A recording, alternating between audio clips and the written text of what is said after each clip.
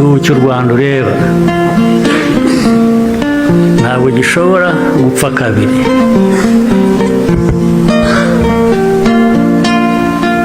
Mbere y'uko wakwica u Rwanda ruzakwica. Ntabwo wakwica abantu kabiri, ntibibaho. Tureba ntabwo twapfa kabiri.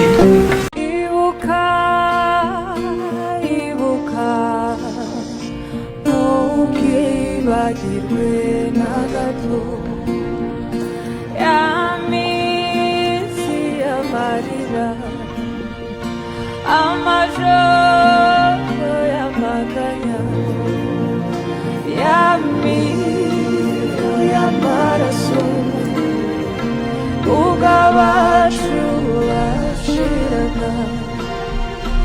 Ibuka. Today on 7th April 2026 at Gisozi Memorial Site, His Excellency President Paul Kagame and First Lady officially opened the commemoration ceremony of genocide against Tutsi in April 1994. Uyu munsi turibuka amahano twanyuzemo n'ibyo twatakaje, umuntu ku giti cye n'igihugu. Tuzakomeza kwigisha abanyarwanda babyiruka ubu n'abazakurikiraho ibyabaye ku gihugu cyacu n'amasomo twabikuyemo. Aya masomo turayashyira mu bikorwa kugira ngo azagirire akamaro abazadukomokaho.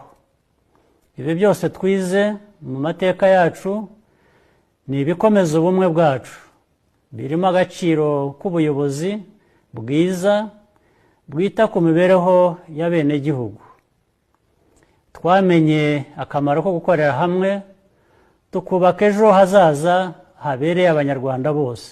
Ubudatezuka n'umutima w'impuhwe biranga abanyarwanda bizakomeza kudufasha mu kunyura mu bibazo bishya duhura nabyo, harimo n'ibyo muri iyi minsi. Abatuye kuri iyi si twese duhuriye kuri byinshi ku buryo ubuzima bwacu ari urusobe. Tuzakomeza rero gutanga umusanzu wacu kugira ngo iyi si irusheho kuba nziza, dusangira amateka yacu n'ibitekerezo bifasha guhanga ibishya dukura mu muco wacu n'abo bishobora kugirira akamaro bose. Kugira dutya ni ukongera icyizere gituma turushaho kuba abantu bazima, kandi kitwibutsa ko nta muntu umwe wenyine wigira.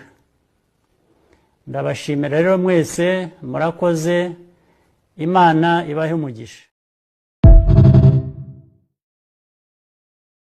Igihugu cy'u Rwanda ureba ntabwo gishobora gupfa kabiri.